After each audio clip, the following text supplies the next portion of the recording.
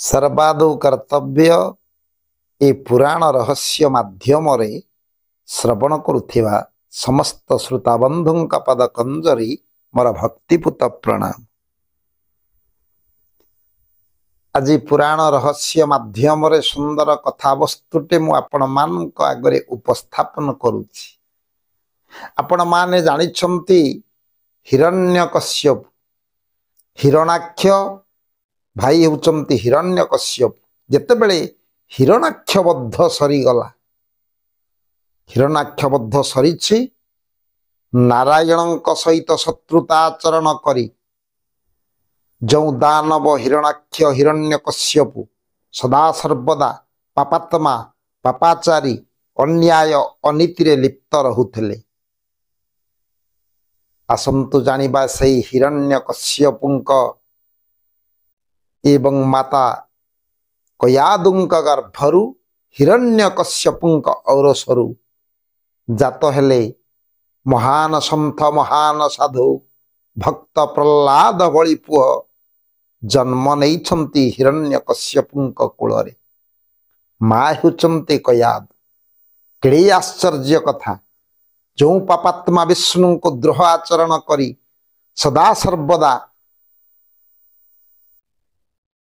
देवदेव महादेव पद कंजरे मन निवेश करथिले,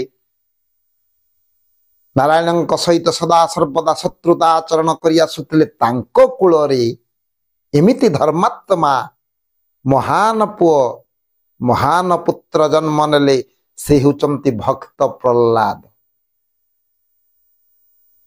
केड़े आश्चर्य कथा! आसंतु जानिबा पुराण रहस्य माध्यम प्रकृत ये दानव हिरण्यकश्यपଙ୍କ कूलरे माँ कयादुଙ୍କ गर्भरु केमिति भावरे ये महान संतान महान पुत्र जन्म लाभ करिले।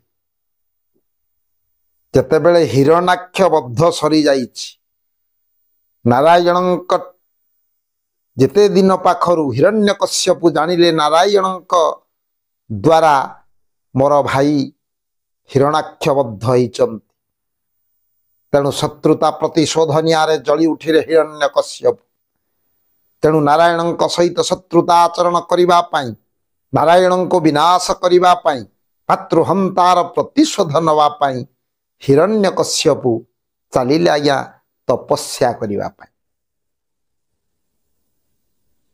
जदिओ तपस्या करिबा पाई गले दाक्षिणात्य जंगल रे जाई तपस्या करिबा उद्देश्य रे पहुंचीचंती हिरण्यकश्यप। देखंतु केड़े सुंदर कथा! हिरण्यकश्यप भली दानवଙ୍କ कूलरे किमिति भक्त प्रह्लाद जन्म लेले तार एक निर्जास। जेतेबेले दाक्षिणात्य जंगल रे पहुंची जाइचंती हिरण्यकश्यप तपस्या साधन करिबा उद्देश्य रे, देखिले गोटा वृक्ष डाल रे शुक पक्षीटे बसीछि। से शुक पक्षीटा जिमिति हिरण्यकश्यपଙ୍କୁ दर्शन करिछि, नारायण नारायण नारायण बोली उच्चारण कले। चमकी पड़िले हिरण्यकश्यप, आरे मोर चिर शत्रु नारायणଙ୍କର नाम को शुक पक्षीटे कहीं भजन करुछि। कले ए दिगटा हुए तो मोर साधना प्रतिभा तपस्या साधन करिबा पाई शुभप्रद नुहे, अन्य दिग को मु जिबि। अन्य दिग को जेतेबेले हिरण्यकश्यप गले देखिले आउ गोटा वृक्ष डाल रे सेई शुक पक्षी बसिछि। हिरण्यकश्यपଙ୍କୁ दर्शन कली, नारायण नारायण नारायण उच्चारण करुछि।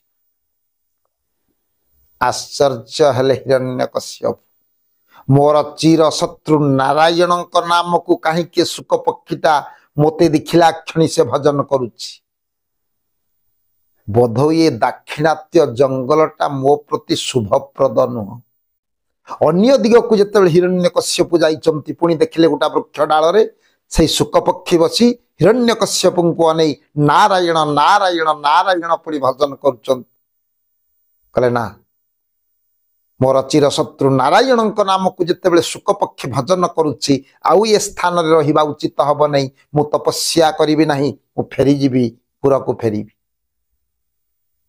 तेणु हिरण्यकश्यप फेरी आसिले स्वदेश को जिते फेरी आसी ये संवाद कयादु पाई धर्मपत्नी कयादु जिते ये संवाद पाइले स्वामी जाइए तपस्या साधन करने हठात फेरी आसिले कहीं तेणु तो पतिपरायणा स्त्री स्वामी आगमन जानिला क्षणी सेवारे लगिगले पदधौत करदे कहले स्वामी तो आपण तो जाइए दाक्षिणात्य जंगल को तपस्या साधन करने आपण फेरी आसिले कहीं ना शुण शुण शुण शुण कयादु मुझे दाक्षिणात्य जंगल रे प्रथम करी पाद देली गोटा शुक पक्षीटे वृक्ष डाल बसी नारायण नारायण नाम को भजन कला पुणी अन्य दिग को जिते मुझे तपस्या साधन करने उद्देश्य पुणी से शुक पक्षी आउ गोटा वृक्ष डाल बसी नारायण नारायण नाम को भजन करुच्ची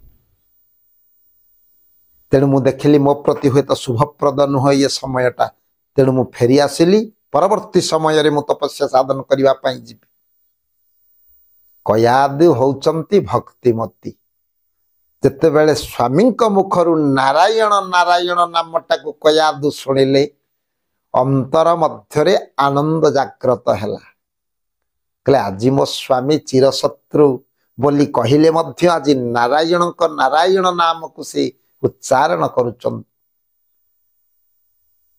तेणु जड़े सती नारी धर्म अनुसार पतिपरायण नारी धर्म अनुसार आम प्रणय बल्लरी काव्य मेहरे कहते निज करे निजे रांधि देउथिबु स्वामी को अन्न व्यंजन भजन समय पासे उभा हुई ढाली बहरी भजन तेणु जिते निज हस्तर रंधन करी स्वामी को परसी देले भजन करने समय कयादु पचारुचंती स्वामी आपण तो जाइए दाक्षिणात्य जंगल तपस्या करने आप फेरी आसिले ना कयादु से गोटे कथा को बारंबार पचारुच तुम कौन मन रखिपारुना जिते शुक पक्षीटा वृक्ष डाल बसी नारायण नारायण नाम को उच्चारण कला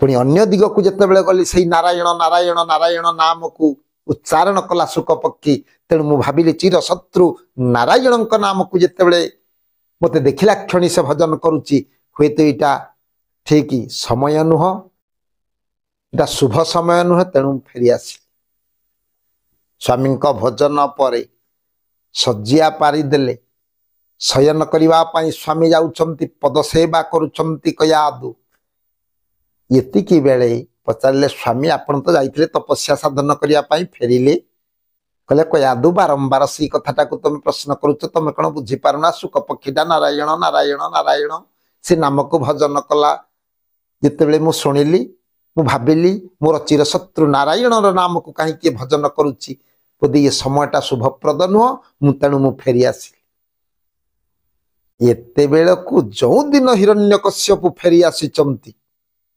शुद्ध स्नाता होइचंती माँ मानकर जो मासिक धर्म हुई सी मासिक धर्म 7 दिन रे शुद्ध स्नान पर स्वामी सहित मिलन घटी तेणु से दिन शुद्ध स्नाता होइचंती माँ कयादु रानी कयादु शुद्ध स्नाता एतिक समय रे सज्जा पारि देइचंती मिलन घटिबा को जाउची एतिक समय रे कयादु पचारिले स्वामी आपण तो दाक्षिणात्य जंगल को जाइथले आपण फेरी आसिले कहले कयादु तुम मन रखिपारुना सी शुक पक्षीटा नारायण नारायण नारायण नारायण ये नाम को भजन कला ये कथा को जिते मु कर्णरंध्र बाजिला मु शुणिली मु भाविली ये समयटा ठीक शुभ समय नुह तेणु चिरशत्रु नारायण नाम को जिते शुक पक्षी भजन करुच्ची मु फेरी आसी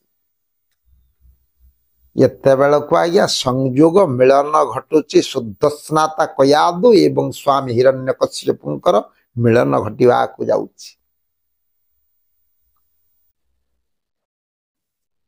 कहीं कथा मु कहूँ पितामाता संजोग काले बिहिजा लिखिला कपाले भागवत अति बड़ी जगन्नाथ दास प्रमाण देइचंती पितामाता संजोग काले बिहिजा लिखिला कपाले तेणु एतिकी बेले जो नारायण नारायण नाम को भजन करुचंती हिरण्यकश्यपु इच्छा रे हो बा अनिच्छा रे हो श्रद्धार सहित हो बा अश्रद्धारे हो से नाम को भजन करी चली इते बेल को आज्ञा 108 नाम जप करी नारायण नाम तथापि जिते मिलन घटुची मिलन घटिवा समय रे ତୁଳାଭିଣାରେ ସୁନ୍ଦର କଥା ଅଛି ଯେତେବେଳେ ମିଳନ ଘଟିବାକୁ ଯାଉଛି ଅନାଦି ମଣ୍ଡଳେ ଥିଲା ଲବଣୀର ହାଣ୍ଡି କାମ ତାପେ ଉଛୁଳିଲା ବୀର୍ଯ୍ୟର ପିଣ୍ଡି ମାଙ୍କଡସା ସୁତାର ପ୍ରମାଣେ ରନ୍ଧ୍ର ଥିଲା ଷଡ଼ଚକ୍ର ଭେଦି ମାତା ପଦ୍ମରେ ପଶିଲା। ଯେତେବେଳେ ଆଜ୍ଞା ପିତାମାତା ସଂଯୋଗ ହଉଛନ୍ତି ଆଜ୍ଞା ସଂଯୋଗ କାଳେ ବିହିଜା ଲେଖିଲା କପାଳେ ଯେଉଁ ଚିନ୍ତାରେ ଯେଉଁ ମାନସିକତାରେ ସନ୍ତାନ ଉତ୍ପନ୍ନ କରିବା ସମୟରେ ବା ଋତୁରକ୍ଷା କରିବା ସମୟରେ ଯେଉଁ ନାମକୁ ଭଜନ କରୁଥିଲେ ହିରଣ୍ୟକଶ୍ୟପୁ କୟାଦୂତ ଭକ୍ତିମତୀ ସେ ମଧ୍ୟ ପ୍ରଭୁଙ୍କର ନାମକୁ ଭଜନ କରୁଛନ୍ତି ଏକ ଭାବ ଏକ ମନ ଏକ ପ୍ରାଣରେ। ତେଣୁ ଏ ସଂଯୋଗ ସମୟରେ ଗର୍ଭରେ ଯେଉଁ ସନ୍ତାନଟି ସ୍ଥାନ ପାଇଲା ସେ ହେଲା ପ୍ରଧାନ ଭକ୍ତ ସେ ହେଲା ଭକ୍ତ ପ୍ରହ୍ଲାଦ। ତେଣୁ ଆଜି ପୁରାଣ ରହସ୍ୟ ମାଧ୍ୟମରେ ଆପଣ ମାନେ ଶ୍ରବଣ କଲେ ଜଣେ ପାପାଚାରୀ ଦୁରାତ୍ମା ଦାନବ କୂଳରେ ଏଭଳି ଭକ୍ତ ଶିରୋମଣି ଭକ୍ତ ପୁତ୍ର ଯିଏକି ଭକ୍ତ ବନ୍ଦନୀୟ ଶ୍ରେଷ୍ଠ ଭକ୍ତ ଭକ୍ତ ପ୍ରହ୍ଲାଦ କେମିତି ଆଜ୍ଞା ଜନ୍ମ ନେଲେ ମାୟା କୟାଦୁଙ୍କ ଗର୍ଭରୁ ନା ପିତାମାତା ସଂଯୋଗ କାଳେ ବିହିଜା ଲେଖିଲା କପାଳେ। ତେଣୁ ଯେଉଁଦିନ ମାତୃଗର୍ଭରେ ପିଲାଟି ସ୍ଥାନିତ ହେଲା ଯେଉଁ ଚିନ୍ତାରେ ସ୍ଥାନିତ ହେଲା ବାପା ଭଜୁଛନ୍ତି ନାରାୟଣଙ୍କ ନାମ ଶ୍ରଦ୍ଧାରେ ହେଉ ବା ଅଶ୍ରଦ୍ଧାରେ ହେଉ ମା ଭକ୍ତିମତୀ କୟାଦୁ ମଧ୍ୟ ପ୍ରଭୁଙ୍କ ପଦ କଞ୍ଜରେ ଏକ ଭାବ ଏକ ମନ ଏକ ପ୍ରାଣକୁ ଅର୍ପଣ କରିଛନ୍ତି। ସେଇଭଳି ଭକ୍ତ ଶିରୋମଣି ପୁଅଟେ ଗର୍ଭରେ ସ୍ଥାନିତ ହେଲା। ତେଣୁ ଦାନବ ହିରଣ୍ୟକଶ୍ୟପୁ ହେଲେ ମଧ୍ୟ ତାଙ୍କ କୁଳମଣ୍ଡନ କଲା ପ୍ରହ୍ଲାଦ ଭଳି ଭକ୍ତ। ଆଉ ଅଧିକ ସମୟ ମୁଁ ଆପଣମାନଙ୍କର ନେବି ନାହିଁ। ଏ ସ୍ୱଳ୍ପ ସମୟର କଥାବସ୍ତୁ ମଧ୍ୟରେ ଆପଣମାନେ ଶ୍ରବଣ କଲେ କେମିତି ଭାବରେ ଜନ୍ମ ନେଲେ ଭକ୍ତ ପ୍ରହ୍ଲାଦ ହିରଣ୍ୟକଶ୍ୟପଙ୍କ କୂଳରେ। କଥାବସ୍ତୁ କରି ବିଶ୍ରାମ ଦଉଛି। ସେ ସର୍ବେ ଭବନ୍ତୁ ସୁଖୀନ सर्वे सन्तु निरामया सर्वे भद्राणि पश्यन्तु मा कोश्चित् दुःख भाग भवेत्। ओम शान्ति ओम शान्ति ओम शान्ति।